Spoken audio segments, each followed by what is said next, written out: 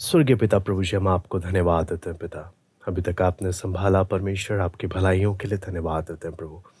आपके चरणों में जब हम आते हैं पिता, आपका वचन सीखने के लिए प्रभु, नम्रता से हम आते हैं प्रभु।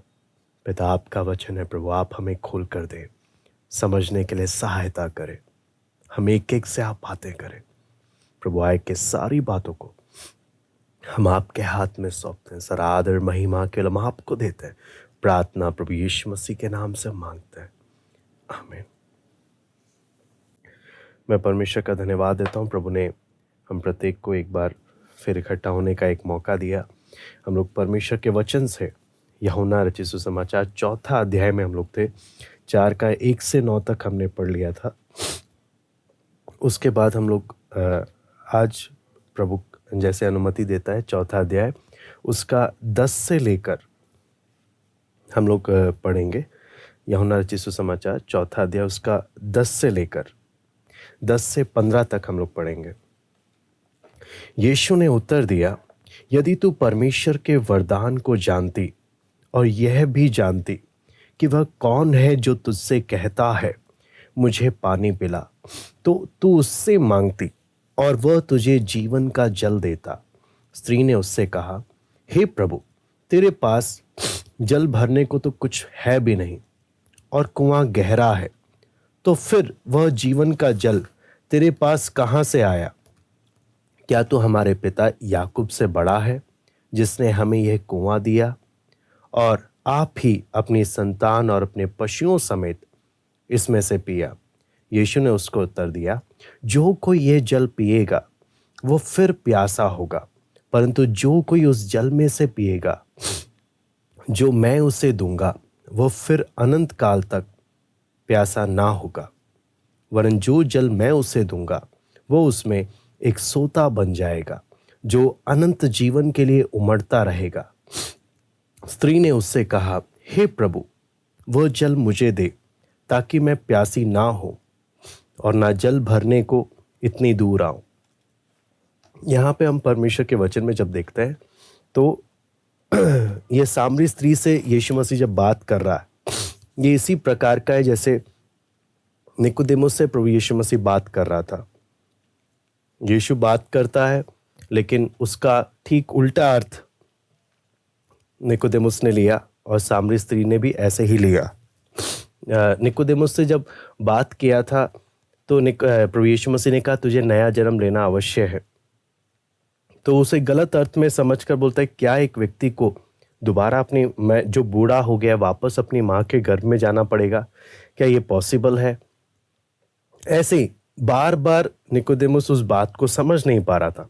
ऐसे हम सामरी स्त्री के बारे में भी देखते हैं। यीशु मसीह आत्मिक विषय में बात कर रहा है, लेकिन ये वचन को आत्मिक बातों को समझने के लिए ये उस रीति से तैयार नहीं है, इसलिए हमेशा उसका अर्थ ठीक उल्टा ही लेकर जा रही है।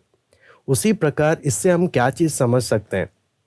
ये अगर हम इस 4 अध्याय को जब हम सामरी स्त्री का जब हम देखते हैं तो ये एक सेवकों से भी परमेश्वर का वचन बात करता है और एक विश्वासी से भी बात करता है। यहाँ पर जब देखते हैं तो यहाँ पे स्पष्ट दिखता है कि शारीरिक मनुष्य आत्मा की बातें ग्रहण नहीं कर सकता।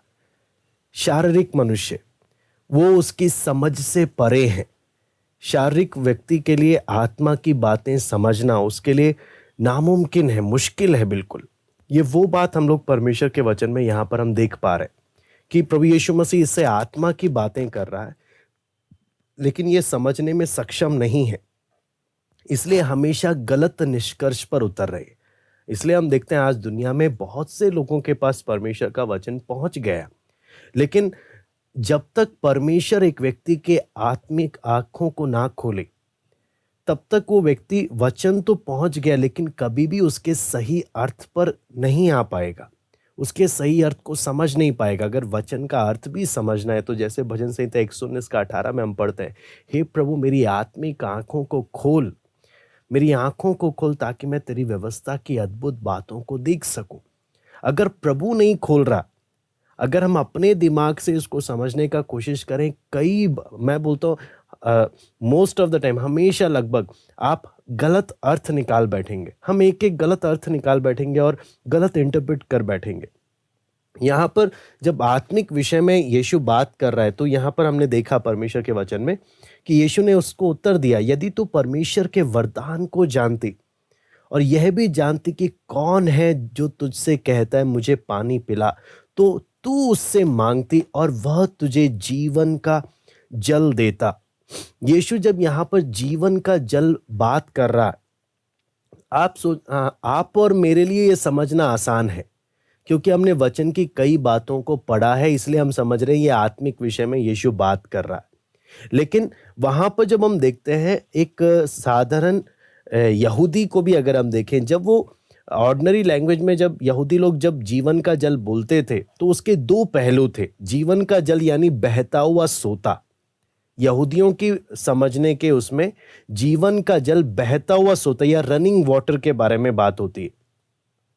तो यहाँ पर जब कुएं का जब पानी के बारे में हम देखें तो ये बहता हुआ पानी नहीं है, ये जमीन से निकला हुआ पानी है, जिसको कई बार ये स्टैग्नेंट वाटर भी होता है। तो इस कारण यहाँ पर जब हम देखते हैं तो बहता हुआ सोता के बारे में, तो यहाँ पर ये लोग यहाँ पर ये बोलते कि आपको कहाँ से ऐसा बहता हुआ स्वच्छ पानी मिल गया, क्योंकि बहता हुआ पानी हमेशा स्वच्छ होता है, साफ होता है, प्योर होता है। बोलते हैं यहाँ पर इसलिए ये बोलती है कि हे प्रभु, तेरे पास जल भरने को तो कुछ है भी नहीं और कुआं गहरा है, तो फिर वह जीवन का जल तेरे पास कहां से आया। तो ये आत्मिक बातों को नहीं, सीधा एक सांसारिक दृष्टिकोण से उस बात को समझ रही है। कई बार लोग परमेश्वर का वचन सुनने को बैठते हैं, लेकिन प्रभु का जब अनुग्रह नहीं होता तो वो आत्मिक पहलू को कभी समझ नहीं पाते। आप पूरा वचन सुन लेते हैं और पूरे वचन में या तो उन्हें किसी की अगर कहानी ली गई है, कहानी याद रहती है, किसी इंसान के बारे में बोला गया तो वो बात याद रहता है, कोई आत्मिक पहलू उन्हें याद नहीं रहता। आप कई ऐसे लोगों के साथ का स्थिति है कि आप उनसे पूरा वचन का मैसेज अगर उनसे पूछा जाए तो उन्हें सिर्फ वो कहानी याद रहता है या अगर किसी विषय में बताया गया हो, लेकिन वचन की कोई भी आत्मिक बातें जो सीखने के उन्हें याद नहीं रहता, उन्हें वो तुरंत भूल जाते हैं या उनको चाहे कितना भी खोलकर बताए उनके अंदर नहीं जाता। क्योंकि जिसकी आत्मिक आंखें नहीं खुली, जिस पर परमेश्वर अनुग्रह ना करे, वो आत्मा की बातों को ग्रहण नहीं कर पाता। ये उसके लिए बिल्कुल ही मुश्किल है। इसलिए जब हम यहां पर देखते हैं यीशु मसीह, आप सोचना, बात ये नहीं है कि कौन वचन बता रहा है, बात यह है वचन सुनने वाला आत्मिक है या नहीं है, या वचन सुनने वाला आत्मिक बातों को प्राप्त करने के लिए योग्य है या नहीं है। अगर वो तैयार नहीं है, मैं आपको बोलता हूं कितने भी आत्मिक बातें आए वो उस बात को ले ही नहीं पाएगा, वो उस बात को प्राप्त ही नहीं कर पाएगा। वो एक बहुत बड़ा एक हम बोल सकते हैं एक समस्या। कई बार बहुत से लोग बोलते हैं कि मेरा आत्मिक जीवन सूख रहा है या मेरे आत्मिक जीवन में बहुत ही मुझे ऐसा लग रहा है जैसे अकाल आ गया है, मुझे कुछ मिल नहीं रहा है। तो वो उसके पीछे का कारण क्या है? क्या सिखाने वाले सही से नहीं सिखा रहे? क्या वो दोषी हैं, या मैं जो सीखने के लिए बैठा हूं क्या मैं तैयार हूं या नहीं? वहां पर ये एक जांचने का विषय आ जाता है। नहीं तो आप सोचिए, अगर सीखने वाला तैयार होकर बैठा है ना, एक मुर्गे की बांग भी उससे बात कर लेगी, एक गधा भी जब मुंह खोलेगा उसे अकल आ जाएगी। कि मुर्गे की बांग पतरस से जब बात कर रहा है, बाकी किसी को वो बांग समझ में नहीं आई, लेकिन पतरस को वो बांग समझ में आ गई। कहने का मतलब क्या है? अगर मैं तैयार हूं, अगर मैं तैयार हूं, परमेश्वर को किसी बड़े प्रभु के दास को भेजने का जरूरत नहीं है। मैं परमेश्वर के इंडिकेशंस को भी, मैं इशारों को भी मैं क्या हो जाऊंगा, मैं समझ जाऊंगा और मेरे आत्मिक जीवन में परमेश्वर मुझसे बात कर लेगा। अगर मैं तैयार नहीं हूं, कितना बड़ा सा बड़ा एक सेवक भी आ जाए, परमेश्वर जिसे इस्तेमाल करे, लेकिन मेरे जीवन में एक बोलते ना, एक टच तक नहीं होगा, एक फीलिंग तक नहीं आएगा। क्यों? अगर मैं तैयार नहीं हूं तो बहुत मुश्किल हो जाता।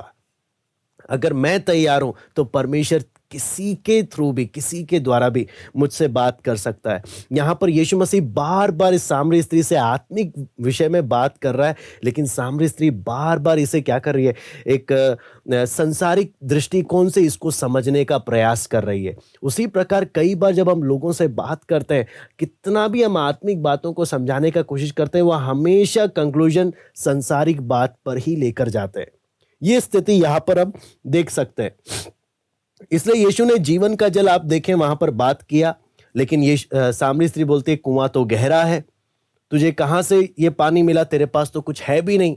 क्योंकि जितने भी ट्रैवलर होते हैं आमतौर पर उन लोगों के पास एक चमड़े का एक पानी भरने वाला एक बकेट टाइप का रहता है, जिससे वो अपने रास्ते के सफ़र के लिए या किसी भी आने जाते वक्त पीने के लिए वो अपने पास रखते हैं। एक बॉटल टाइप का होता है, बकेट टाइप का होता है, लेदर का होता है, चमड़े का होता है। लेकिन यीशु के पास कुछ भी नहीं था, तो बोलते तेरे पास कुछ भी नहीं तो तू कहाँ से लेकर आया। फिर आगे जब हम देखते हैं, यहाँ पर लिखा है, आगे हम पढ़ते, क्या तू हमारे पिता याकूब से बड़ा है, जिसने हमें यह कुआं दिया और आप ही अपनी संतान और अपने पशुओं समेत इसमें से पिया। तो इसने, जब सामरी स्त्री इस बात को देख रही है कि इसके पास कुछ है तो नहीं, फिर ये दावा क्या करने की कोशिश कर रहा, क्या ये हमारे पिता याकूब से बड़ा है। अब आप समझना, सामरी लोग बोलते थे हमारा पिता याकूब है, हम याकूब के वंशज हैं। लेकिन ये बात कभी भी यहूदी लोग स्वीकार नहीं करते थे, क्योंकि यहूदियों को मालूम है ये मिक्स ब्रीड है, तो ये कभी इस बात को इनको स्वीकार नहीं करते थे। लेकिन ये लोग, सामरी लोग, हमेशा ये दावा करते थे, नहीं हम याकूब के ही वंशज हैं। याकूब के द्वारा जो यूसुफ आए, यूसुफ के जो 2 पुत्र थे, मनश्शे और एफ्रेम, हम उन्हीं के वंशज है कर ये लोग अपना दावा करते रहते थे। लेकिन हम जब इतिहास जानते हैं तो हमें मालूम है कि इनका जो प्योरिटी है पूरा खत्म हो गया जब इन्होंने अन्य जातियों से विवाह किया। इसलिए यहूदी लोग इनको बिल्कुल भी पसंद नहीं करते थे। तो यहां पर आप देखेंगे कि ये सीधा यीशु से पूछ रहे, क्या तू उससे बड़ा है। यीशु आत्मिक बात की ओर लेकर जा रहा है इसको, लेकिन ये सीधा कोई ना कोई बात लेकर आ रही है सामने, इससे पूछने के लिए कि तू बड़ा है क्या इससे। उसी प्रकार अब जब देखते हैं परमेश्वर के वचन में, तो हमें नजर आएगा कि कई बार हम जब लोगों से बातें करते हैं परमेश्वर के वचन के बारे में, तो सीधा एक्सेप्ट करने के बजाय वो सीधा बोले, वो एक ऐसे सवाल, बीच में कंट्रोवर्शियल सवाल लेकर आते हैं, ये बात पूछने के लिए, क्या आप इससे भी बड़े हैं, क्या आप उनसे भी बड़े हैं, क्या आपका परमेश्वर इनसे भी बड़ा है, हाँ, या हमारा बड़ा है कि आपका बड़ा है। ऐसे करके लोग डिबेट करना शुरू कर देते हैं। लेकिन यीशु डिबेट पर जा ही नहीं रहा। अगर आप यीशु का बात करने का तरीका देखें तो यीशु क्या बोल रहा है, यीशु बोलता है, यीशु ने उसको उत्तर दिया, जो कोई यह जल पिएगा वो फिर प्यासा होगा। यीशु डिबेट पे जा ही नहीं रहा, बड़ा छोटा की बात ही नहीं कर रहा। हम कई बार क्या होता है, हम लोगों की बातों में फंस जाते हैं और हम डिबेट करना शुरू कर देते हैं। यीशु वाद विवाद नहीं कर रहा, यीशु सीधा उस पॉइंट की ओर जा रहा है कि इधर उधर मत जाओ, सीधा पॉइंट पर आओ। जो कोई ये जल पिएगा फिर प्यासा होगा। सामरी स्त्री बार बार क्या बोल रही है कि आप सामरी स्त्री को देखेंगे कि हमारा पिता याकूब है।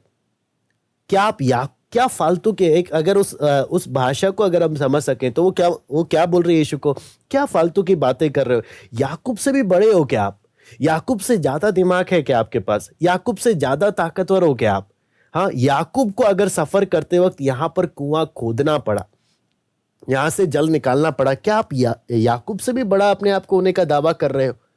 अगर याकूब से बड़े हैं तो मसीहा हो सकता, क्या आप अपने आप को मसीह कहने का दावा कर रहे हो, क्योंकि उन लोग मसीह के साथ कनेक्ट कर रहे हैं। क्या आप मसीह होने का दावा कर रहे हो। यीशु मसीह फिर उस आत्मिक बात पर आ रहा है कि जो कोई इस जल में से पिएगा वो फिर प्यासा होगा। यहां पर जब देखते हैं तो यीशु मसीह जो आत्मिक पहलू को देखता है, तो हमें इस बात से कई बातें हमें समझ में आती हैं कि ऐसा नहीं कि यीशु मसीह ऐसी बातें कर रहा है जो उनके लिए समझने के लिए कठिन है। अगर आप देखेंगे प्रकाशित वाक्य 21 का 6 पढ़ लेते हैं हम लोग।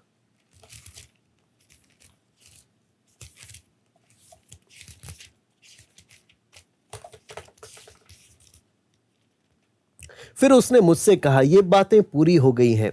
मैं अल्फा और ओमेगा, आदि और अंत हूं। मैं प्यासे को जीवन के जल के सोते में से सेत में पिलाऊंगा। यहां पर भी जीवन का जल आया है।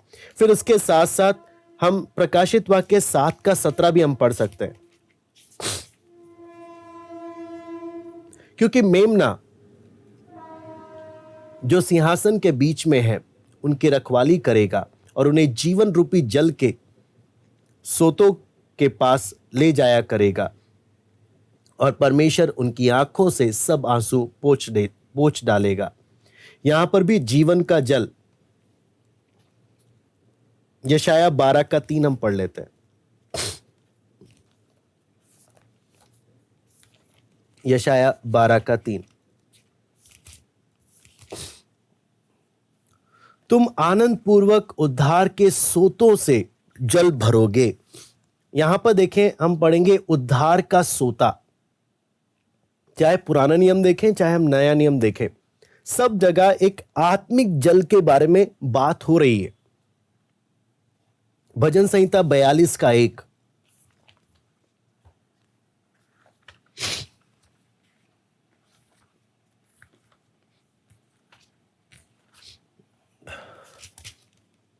जैसे हिरनी नदी के जल के लिए हाँफती है, वैसे ही हे परमेश्वर मैं तेरे लिए हाँफता हूं। एक आत्मिक प्यास।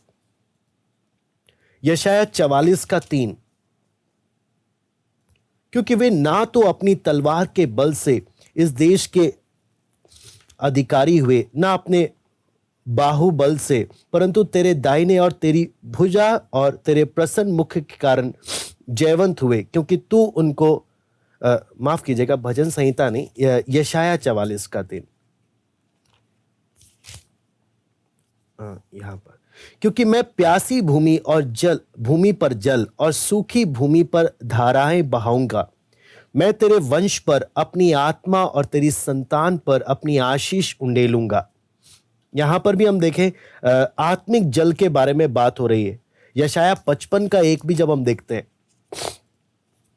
अहो सब प्यासे लोगों, पानी के पास आओ, और जिनके पास रुपया ना हो तुम भी आकर मोल लो और खाओ। दाखमधु और दूध बिन रुपए और बिना दाम ही आकर लो। फिर यिर्मयाह 2:13, यिर्मयाह 2:13, यहां पर हम देखते हैं, क्योंकि मेरी प्रजा ने दो बुराइयां की हैं। उन्होंने मुझ बहते जल के सोते को त्याग दिया है, और उन्होंने हौद बना लिए, वरन ऐसे हौद जो टूट गए हैं और जिनमें जल नहीं रह सकता।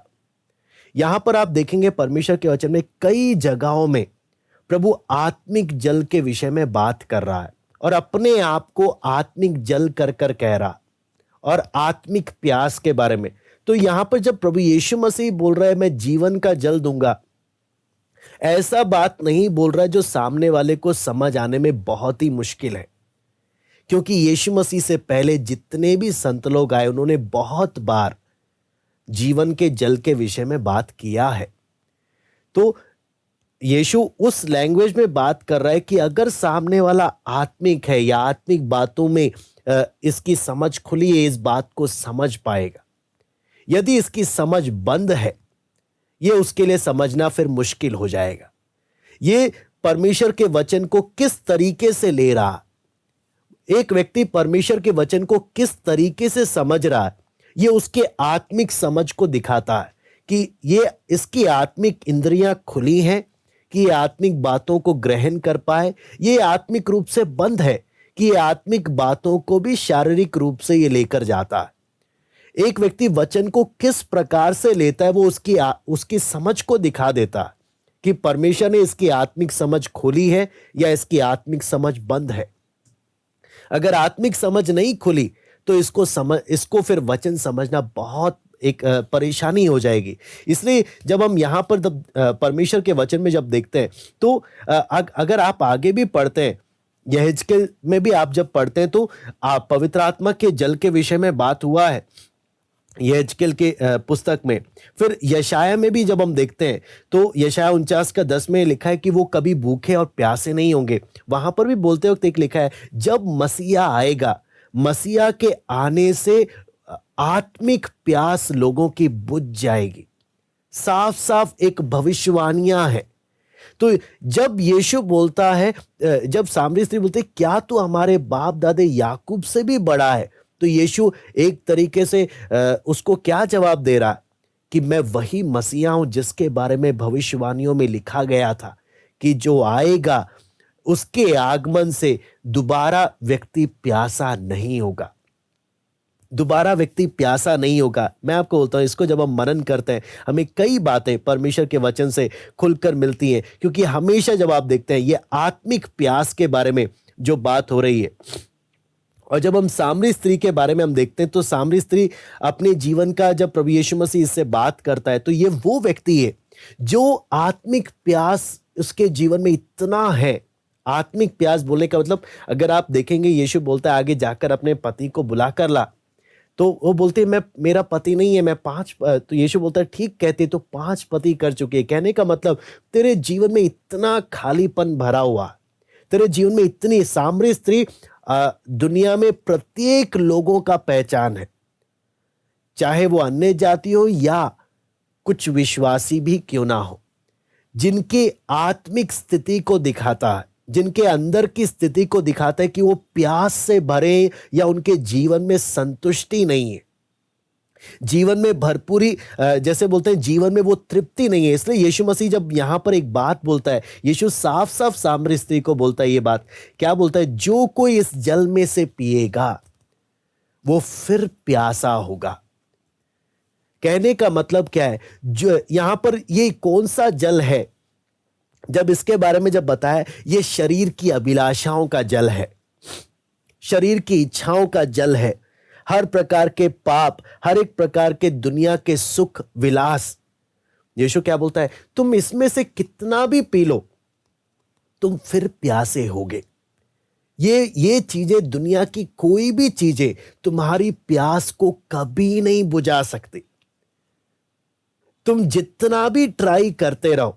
लेकिन यीशु बोलता है जो जल मैं दूंगा उसे पीने के बाद दोबारा कभी प्यास नहीं लगेगी। तो ये एक जांचने का विषय आ जाता है कि क्या मेरा जीवन प्यास से भरा पड़ा है या मेरे जीवन की प्यास बुझ गई है। और ये बुझने वाला कितना बुझेगा, यीशु मसीह बोलता है मैं जो जल दूंगा वो कभी दोबारा पीने के बाद प्यासा नहीं होगा, कभी प्यासा नहीं होगा। क्या मसीह जीवन में प्रभु के साथ चलते वक्त क्या मेरे जीवन में वो संतुष्टि है। यीशु वादा कर रहा है कि मैं जो जल दूंगा उसे पीने के बाद आपकी प्यास बुझ जाएगी। बहुत से लोग प्रभु के पास आए तो हैं, प्रभु के पीछे चल तो रहे हैं, लेकिन फिर भी बहुतों की प्यास बुझी नहीं है। फिर भी आप अगर सामरी स्त्री का आगे का घटना को देखेंगे, वो अपना जो घड़ा था वहां छोड़कर गई है, लेकर नहीं गई। यीशु के पास जो आता है वो घड़ा दोबारा लेकर नहीं जाता पानी भरने के लिए।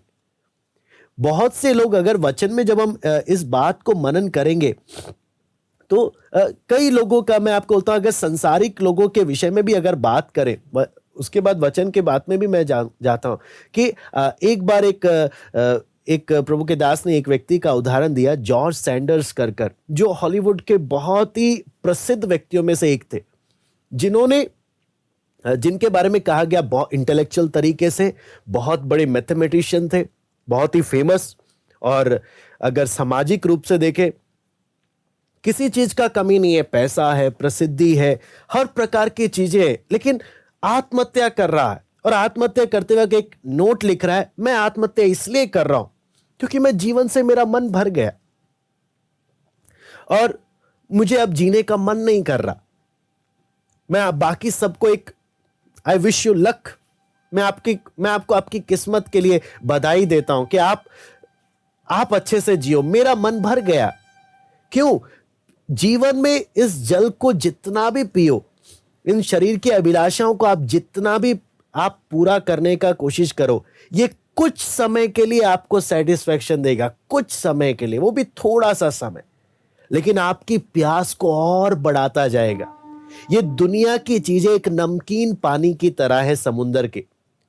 जब आपको प्यास लगी, आपने पी लिया, ये आपका पेट भर देगी, लेकिन आपकी प्यास कभी नहीं बुझाएगी। या दुनिया की चीजें, या दुनिया की इच्छाएं, अभिलाषाएं, या आप इसको चाइनीज फूड की तरह आप ले सकते हो। ये खाने में टेस्टी तो लगता है, लेकिन कभी आपकी भूख तृप्त नहीं देगा। आपको फिर जल्दी क्या लगेगा? भूख लगेगा। क्यों? इसमें वो चीज नहीं है जो आपके शरीर को आपके शरीर की रिक्वायरमेंट को पूरा कर सके।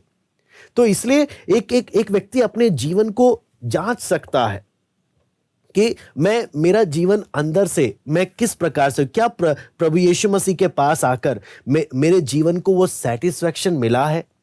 यीशु ने बोला है, जो जल मैं दूंगा उसे फिर कभी प्यास नहीं लगेगी। वो उसको फिर कभी प्यास नहीं लगेगी, वरन उसके अंदर से वो सोता बह निकलेगा जो दूसरों की प्यास को बुझा देगा। तो आप सोचकर देखें, जब एक व्यक्ति बोलता है नहीं मैं विश्वासी हूं, लेकिन फिर भी इसका जीवन ऐसा है जो अभी भी प्यासे की तरह दुनिया भर में अपनी नजरें टिकाए ये भागता फिरता है, संसार के पीछे अगर भागता फिरता है, तो कैसे बोल सकते हैं कि यीशु ने इसकी प्यास बुझाई है? कैसे बोल सकते हैं इसको जीवन का जल प्रभु ने दिया है? एक व्यक्ति, इसलिए यीशु बोलता है तुम उनके फलों से पहचान लोगे। बहुत लोग बोलते हैं मैंने प्रभु को जीवन दिया है, बहुत लोग बोलते हैं मैंने बपतिस्मा लिया है, बहुत लोग बोलते हैं मैंने पवित्र आत्मा की भरपूरी पाया है, लेकिन फिर भी प्यासों की तरह अपना घड़ा लेकर दुनिया भर के पीछे भागते रहते हैं ताकि अपनी प्यास बुझा सके। फिर देखकर शक होता है, क्या सच में प्रभु ने इसकी प्यास बुझा दी, या ये अभी भी प्यासों की तरह दर दर क्या कर रहा है, भटक रहा है। यीशु मसीह ने यही बात सामरी स्त्री को बोला। एक सामरी स्त्री एक दुनिया के लिए और विश्वासियों के लिए, मसीह जगत के लिए एक महत्वपूर्ण व्यक्ति है कि क्या प्रभु ने सच में तेरी प्यास को बुझाया है। यहां पर जब हम परमेश्वर के वचन में जब देखते हैं, यीशु इसलिए यहां पर सबसे ज्यादा महत्व इसी बात में देता है कि जो कोई इसमें से पिएगा, आप दुनिया में आपके कितने भी अच्छा परिवार क्यों ना हो, कितने भी अच्छे मित्र क्यों ना हो, दुनिया में कितना भी अच्छा आपके पास कोई भी चीजें, संसार की सब चीजें क्यों ना हो, यीशु बोलता है संसारिक चीजों से भी बढ़कर है एक व्यक्ति का आत्मिक प्यास। आप कितना भी संसारिक चीजें प्राप्त कर लो, लेकिन यह आत्मा की प्यास केवल परमेश्वर ही बुझा सकता है और कोई नहीं बुझा सकता। जब असली प्यास बुझ जाती है ना, बाहर की बातों में भी अपने आप उसका इफेक्ट दिखता है। फिर वो व्यक्ति बोलता है यीशु सब कुछ है मेरे लिए, प्रभु मुझे जिधर रखे मैं उधर खुश हूं, मुझे बुड़बुड़ाने का मन नहीं करता, प्रभु जिस परिस्थिति में रखे मैं उधर खुश हूं। लेकिन अगर प्यास नहीं बुझी तो मैं प्रभु प्रभु तो बोलूंगा, लेकिन दुनिया भर के पीछे भागता हुआ जाऊंगा। इसके लिए हम वचन में पढ़ सकते हैं सबोपदेशक 5:10। सबोपदेशक 5:10 यहां पे लिखा है, जो रुपए से प्रीति रखता है वो रुपए से तृप्त ना होगा, और ना जो बहुत धन से प्रीति रखता है लाभ से, यह भी व्यर्थ है। मैं दोबारा से पढ़ना चाहूंगा, जो रुपए से प्रीति रखता है वो रुपए से तृप्त ना होगा, और ना जो बहुत धन से प्रीति रखता है वो लाभ से। इससे हमें क्या चीज समझ में आता है? बहुत लोगों को लगता है कि पैसा आ जाने से मेरे जीवन में संतुष्टि आ जाएगी। प्रभु यीशु मसीह बोलता है, जो कोई इस जल में से पिएगा वो फिर प्यासा होगा। आप कितना भी कमाओ, आपके अंदर वो इच्छा कभी खत्म नहीं होगी कि अब काफी है। आपके अंदर और इच्छा बढ़ती जाएगी। पहले आप 10,000 कमाते थे, आपके अंदर इच्छा आएगा आप 20,000 होने से अच्छा है। 20,000 कमाएंगे, आपके अंदर होगा 50,000 होने से अच्छा है। 50 होगा, आप बोलोगे 1 लाख होने से अच्छा है। कभी ये प्यास बुझने का नाम नहीं लेगा। आप इसलिए वचन बोलता है जो रुपए से प्रीति रखता है वो कभी तृप्त नहीं होगा। आपके पास और रुपए प्राप्त करने के लिए हमेशा एक्सक्यूज ही एक्सक्यूज रहेगा, बहाना ही रहेगा कि मुझे ये काम करने, मेरे पास आज आराधना का समय नहीं, प्रार्थना का समय नहीं, वचन का समय नहीं, संगति का समय नहीं, मुझे ये काम है, वो काम है, ये मजबूरी है, वो मजबूरी है। क्यों? मुझे और रुपए चाहिए। रीजन क्या है? मैं बोलता तो हूं मैं विश्वासी हूं, लेकिन मेरी प्यास नहीं बुझी है। और कई बार डर लगता है जिस दिन प्रभु बोलेगा मैं तुझे जानता नहीं, तब कितना बड़ा झटका उनको लगेगा। क्योंकि यीशु साफ बोलता है जो कोई इस जल में से पिएगा वो फिर प्यासा होगा, लेकिन जो जल मैं दूंगा उसे पीने के बाद उसे फिर कभी प्यास नहीं लगेगी। जो जल प्रभु देता है, जब एक विश्वासी उसमें से पीता है, वो क्या बोलता है? प्रभु मेरे जीवन में पहला तू है, मेरे जीवन में पहला तू है, और प्रभु तेरी इच्छा मेरे जीवन में पूरी हो। जिधर भी तू रखना चाहे, जैसा भी रखना चाहे, जो भी सैलरी तू डिसाइड करे, प्रभु हर परिस्थिति में मैं तृप्त रहना जानता हूं। क्यों?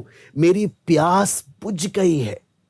लेकिन प्यास नहीं बुझी तो मेरे पास सिर्फ बहाने हैं कि मुझे और चाहिए, और बाहर के मेरे मुंह से निकलने वाली बातें, बाहर से मेरे किए गए काम या बहाने बता देते हैं कि मेरी प्यास बुझी है कि नहीं बुझी। मेरा प्रभु के साथ का संबंध कैसा है, मेरे जीवन में प्रायोरिटीज क्या है, प्राथमिकता क्या है, ये बहुत सारी बातें। इसलिए हम यहां पर जब वचन में मनन करते हैं तो एक प्रभु के दास ने बोला कि बहुत से, आपको मालूम है, बहुत से नौजवान हैं या बच्चे हैं, या आप जब उनको कोई बात बोलते हैं ना, देखो आप ये काम नहीं करना, जो भी ये काम करता है तो नुकसान हो जाता है, तो कई बच्चे या नौजवान बोलते हैं नहीं नहीं मैं काम करूंगा, बाकियों ने जो गलती किया ना मैं साबित कर कर दिखाऊंगा कि ऐसी गलती नहीं होगी। बाकियों ने जो गलती करा मैं साबित करके दिखाऊंगा कि नहीं ऐसा गलती होगा नहीं। कहने का मतलब बहुत बार जब वचन से चेतावनी मिलता है कि देखो ये चीज नहीं करना, ये ठीक नहीं है, लेकिन कई लोग वो जिद्दीपन में आ जाते, नहीं नहीं मैं साबित कर कर दिखाऊंगा कि मैं ये भी करूंगा और प्रभु के साथ भी चलकर दिखाऊंगा, कुछ नहीं होने वाला। और जब तक कि वो बहुत बड़े खाई में नहीं गिर जाते उन्हें होश नहीं आता, और गिरने के बाद बोलते मैं फंस गया, अब मैं क्या करूं। क्योंकि वो एक भोलापन दिखाता है और मूर्खता दिखाता है। और कई विश्वासियों के साथ ये धोखा हो जाता है कि जब उन्हें समझाया जाता है या चेतावनी दिया जाता है ऐसा नहीं करो, आप धन को अपने जीवन में प्रायोरिटीज नहीं दो, पैसा को अपने जीवन में प्रायोरिटीज नहीं दो, आप प्रभु के साथ के संबंध को सीरियसली लो, लेकिन वो बोलते हैं नहीं नहीं मैं साबित कर कर दिखाऊंगा कि ये भी हो जाएगा, प्रभु के साथ भी मैं सही से चलूंगा। और बाद में बहुत देर हो जाती है, बाद में बहुत देर हो जाती है, वो अपने आत्मिक जीवन को, प्रभु के साथ के संबंध को पूरी तरह तहस नहस कर कर शैतान के पाप के बहुत से जाल में इतनी बुरी तरह फंस जाते हैं। फिर बोलते हैं आप कुछ कर दो कि मैं इसमें से निकल सकूं। क्यों? शुरू में उनके अंदर क्या था? नहीं मैं साबित करके दिखाऊंगा, बाकी गलती करे मैं साबित करके दिखाऊंगा कि सब गलत है मैं सही हूं, सब गलत है मैं सही हूं। मैं आपको बोलता हूं प्रभु यीशु बोलता है जो कोई इस जल में से पिएगा वो फिर प्यासा होगा। परमेश्वर का वचन कहता है रुपए से प्रीति रखने वाला कभी तृप्त नहीं होता, कभी तृप्त नहीं होता। संसार के पीछे अगर आप प्रभु से ज्यादा संसार को इंपॉर्टेंस देते हो, चाहे कोई भी चीज क्यों ना हो, संसार की कोई भी बातें क्यों ना हो, आप समझना ये बात कौन बोल रहा है? जिसने इन संसारिक चीजों को बनाया है, जिसने इस संसार को बनाया है, वो भी हमारे लिए बनाया। उसने खुद बोला मैंने बनाया है, लेकिन मैं बताता हूं इसमें तुम कभी संतुष्ट नहीं रह सकते, केवल मैं ही तुम्हारी असली प्यास को बुझा सकता हूं, केवल मैं ही। अगर हम बोलते हैं नहीं प्रभु हम तृप्त हो सकते हैं, तो हम अपने आप को प्रभु से ज्यादा समझदार साबित करना चाहते हैं और अपने जीवन को हम बर्बाद करने के बाद ही हमें समझ में आएगा कि बहुत देर हो गई, हमें प्रभु की सुन लेनी चाहिए थी। इसलिए वचन में जब हम यहाँ पर साफ साफ देखते हैं तो हमें एक बात लिखते, प्रभु यीशु मसीह बोलता है, जो कोई इस जल में से पिएगा वो फिर प्यासा होगा, लेकिन जो जल मैं दूंगा उसे पीने के बाद वो फिर कभी। इसलिए यूहन्ना में जब हम देखते हैं, मैं बार बार चाहूंगा कि उस यीशु के उस शब्द पर हम ध्यान दें, जहां पर प्रभु यीशु मसीह बोलता है, परंतु जो कोई उस जल में से पिएगा जो मैं उसे दूंगा वो फिर अनंत काल तक, एक दिन के लिए नहीं, एक महीने के लिए नहीं, अनंत काल तक प्यासा ना होगा। जो मैं जल दूंगा उसे पीने के बाद अनंत काल तक प्यासा नहीं होगा। क्या मेरी प्यास बुझ गई? हाँ, क्या मेरे जीवन की प्यास बुझ गई? क्या मैं अपने जीवन में संतुष्ट हूं, या अभी भी प्यासे की तरह मैं बाकी अन्य जातियों के समान दर दर भटक रहा हूं अपनी प्यास बुझाने के कारण? तो मैं जो जल दूंगा अनंत काल तक वो प्यासा नहीं होगा। अगर आप बोलते नहीं, मैं प्रभु के पास भी, प्रभु के साथ भी चल रहा हूं, प्रभु का जल भी पी रहा हूं, फिर भी मैं प्यासा हूं, तो फिर प्रभु झूठा है, फिर परमेश्वर का वचन झूठा है। लेकिन अगर प्रभु सच्चा है तो आपने फिर उस जल को पिया नहीं है, आप उस जल से दूर हैं, क्योंकि जो जल प्रभु देता है उसे पीने के बाद प्रभु बोलता है अनंत काल तक प्यासा नहीं होगा। अनंत काल तक मैं उसे तृप्त रखूंगा, मैं उसको तृप्त रखूंगा। प्रभु का वादा है। सामरी स्त्री से भी प्रभु यीशु यही बात कर रहा है, और हर एक से। इसलिए जो व्यक्ति प्रभु का उस बात को, प्रभु के उस अनंत जल को चख लेता, प्रभु के साथ के उस संबंध को चख लेता है, वो फिर दुनिया की बातों में, कितना भी दुनिया की चीजें आए, उसका मन कभी उन बातों में संतुष्ट नहीं रहता, क्योंकि उसने उसे चख लिया। इसलिए वचन बोलता है, चख कर देखो यहोवा कैसा भला है। प्रभु को चख कर देखो, प्रभु के साथ उस संबंध में आकर देखो, फिर आपका मन ही नहीं करेगा उन बातों में जाने के लिए। फिर आप हमेशा समझ पाओगे मुझे प्रभु से मिला क्या है। नहीं तो बहुत लोग हैं, बहुत लोग ऐसे हैं जो प्रार्थना में आते हैं, वचन सुनते हैं, लेकिन यीशु का उस जल को पिए नहीं है जो प्रभु यीशु देता है। वरना मैं आपको बोलता हूं, आप जीवन का जल पीकर आप फिर पैसे के जल के पीछे प्यासे नहीं भटकेंगे। मैं आपको बोलता हूं, आप जीवन का जल पीकर आप संसारिक सुख विलास और अभिलाषाओं के पीछे आप नहीं जाएंगे। यीशु आपकी प्यास अनंत काल तक बुझाने का वादा करता है। एक दिन के लिए नहीं, 2 दिन के लिए नहीं, 1 महीने के लिए नहीं, अनंत काल तक आपकी प्यास बुझाने का वादा करता है। क्या सच में मेरी प्यास बुझ गई है? क्या सच में मेरी प्यास बुझ गई है? क्योंकि जो तृप्ति प्रभु देता है वो कोई और दे नहीं सकता। इसलिए यहां पर हम साफ साफ देखते हैं, स्त्री ने उससे कहा, हे प्रभु, वो जल मुझे दे ताकि मैं प्यासी ना हो और ना जल भरने इतनी दूर आऊं। आप देखना, यहां पर अभी भी ये समझ नहीं पाए यीशु किस विषय में बात कर रहा है। समझ नहीं आ रहा, फिर भी मांग रही है, दे दे मुझे। कितनी बड़ी बात है। समझ तो आ नहीं रहा, फिर भी मांग रही है। कितना, फिर भी एक अंदर इच्छा है कि मिल जाए, जो भी प्रभु देना चाहता है मुझे मिल जाए।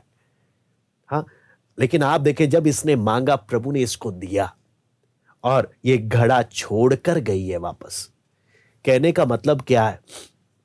मुझे जितना वचन समझ में आए, क्या मैं प्रभु उतना समर्पण करने को तैयार हूं? जितना समझ में आए, क्या उतना समर्पण करने को तैयार हूं? लेकिन अगर मुझे मैं बोलूं नहीं, मैं समर्पण ही नहीं करूं, कितना भी समझ आने पर भी, तो हम कभी उम्मीद नहीं कर सकते कि मुझे और मिलेगा। जितना समर्पण करेंगे उतना और मिलेगा। यहां पर इसको समझ नहीं आ रहा प्रभु किस विषय में बात कर रहा है। आप सोचो कितना ज्यादा एक व्यक्ति ये नैतिक रूप से गिरी हुई है, लेकिन प्रभु फिर भी इसने बोला, प्रभु जो भी है तू मुझे दे दे, बस तू मुझे दे दे, मुझे चाहिए। और प्रभु ने उसको दिया भी। उसी प्रकार यहाँ पर मैं इसी वचन को दोबारा से मैं पढ़ना चाहूँगा 10 से 15, ताकि हम उस बात की और गहराई को हम समझ सकें। यदि तू परमेश्वर के वरदान को जानती और यह भी जानती कि वो कौन है जो तुझसे कहता है मुझे पानी पिला। यहाँ पर हम जब देखते हैं तो प्रभु यीशु मसीह साफ साफ उसको जोर दे रहा है कि तू जानने की कोशिश कर, कौन है, मैं कौन हूं जो तुझसे क्या मांग रहा है, पानी मांग रहा है। और इससे हम एक बात और चीज देख सकते हैं, एक फर्क देख सकते हैं। यीशु मसीह का जीवन एक रब्बी होकर, एक यहूदी होकर, एक रब्बी होकर, यीशु एक वो काम कर रहा है जो समाज में कोई नहीं कर रहा। इसके कारण इसके अंदर की जिज्ञासा और बढ़ गई जानने के लिए। उसी प्रकार संसार में जब हमारी अलगदाई जब लोगों के सामने दिखती है, तब संसार जानने के लिए उत्सुक होता है कि क्या है इसके पास, ये सच, ऐसी क्या बात है, ये दूसरों से अलग है। लेकिन अगर मेरे और संसार में सब बात कॉमन है, तो कोई मुझसे प्रभु के बारे में जानने का जिज्ञासु होगा ही नहीं।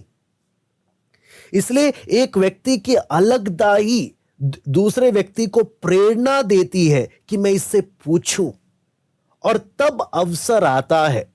इसलिए यीशु मसीह भी वो काम कर रहा है जो समाज में कोई नहीं कर रहा, वो बातें कर रहा है जो समाज में कोई नहीं कर रहा, ताकि सामने वाला जानने को तो पूछे और वो मौके का लाभ उठाकर उसे मैं आत्मिक जल दे दूं।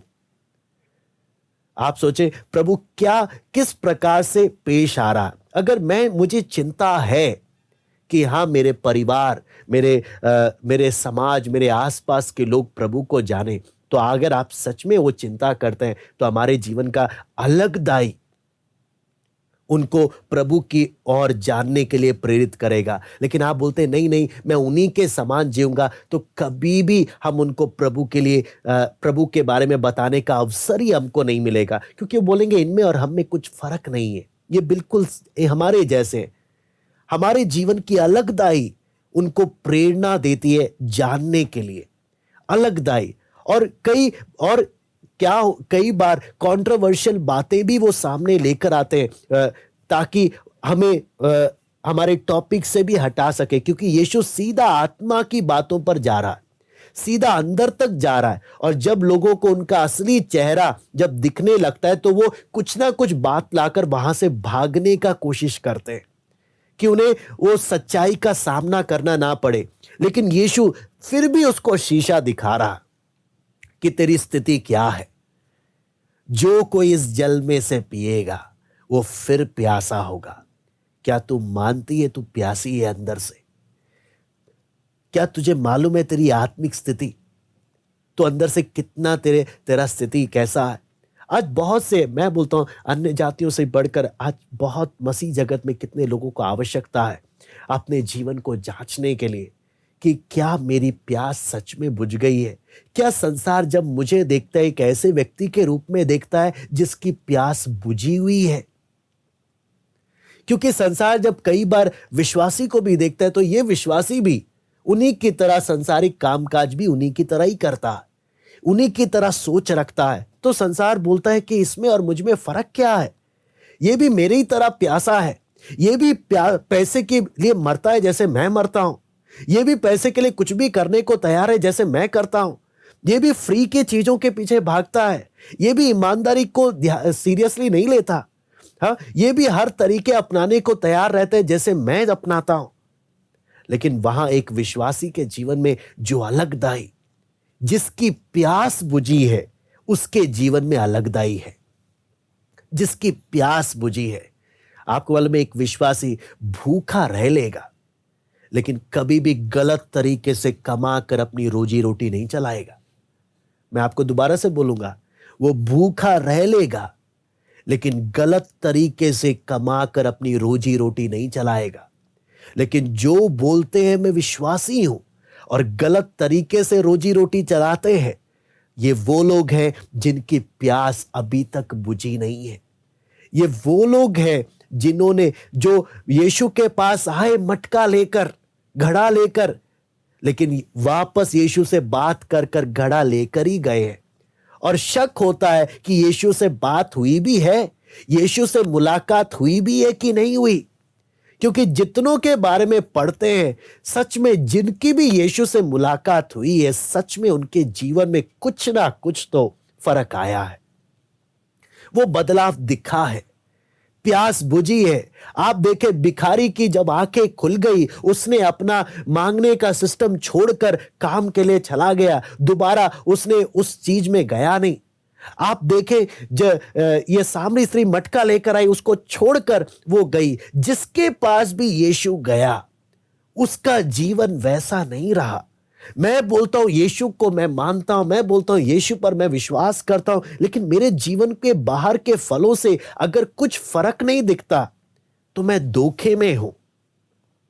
जब प्रभु का आगमन होगा, मैं कभी जा नहीं सकता, या जब मौत आएगी, मैं दिलेरी से कभी नहीं बोल सकता मैं स्वर्ग जाऊंगा कर कर। क्योंकि जिसकी प्यास बुझी है, वो हर प्रकार के गलत कामों को अपने जीवन से दूर करता है।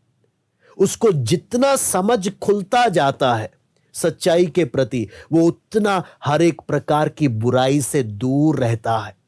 लेकिन जो बोलता है नहीं, मैं यीशु को मानता हूं लेकिन फिर भी गलत और पाप में जीवन बिताता हूं, सांसारिक भूख और प्यास में जीवन बिताता हूं, तो शायद आप जीवन का जल अभी तक पिए नहीं है। क्योंकि यीशु झूठ नहीं बोलता, उसने बोला है जो जल मैं दूंगा अनंत काल तक प्यासा नहीं होगा। जो जल मैं दूंगा अनंत काल तक, अनंत काल तक। जो कोई इस जल में से पिएगा वो फिर प्यासा होगा। जो कोई पैसों से अपनी प्यास बुझाने की कोशिश करेगा, उसे फिर पैसों की प्यास लगेगी। जो कोई संसार में संसारिक लोगों को, संसारिक परिवार, संसारिक जो भी बातें हैं, उनसे अपनी प्यास बुझाने की कोशिश करेगा, फिर प्यास लगेगी, कभी संतुष्टि नहीं आएगी। लेकिन मैं जो दूंगा कभी अनंत काल तक प्यासा नहीं होगा, अनंत काल तक। ये एक जांचने का एक सवाल है, क्या मेरी प्यास बुझी है? क्या यीशु ने वो मुझे जल दिया? क्योंकि यीशु साफ साफ, अगर आप मत्ती 7वां अध्याय, यूहन्ना 7वां अध्याय में जब हम आगे आ जाते हैं, इसको पढ़कर हम समाप्त करेंगे।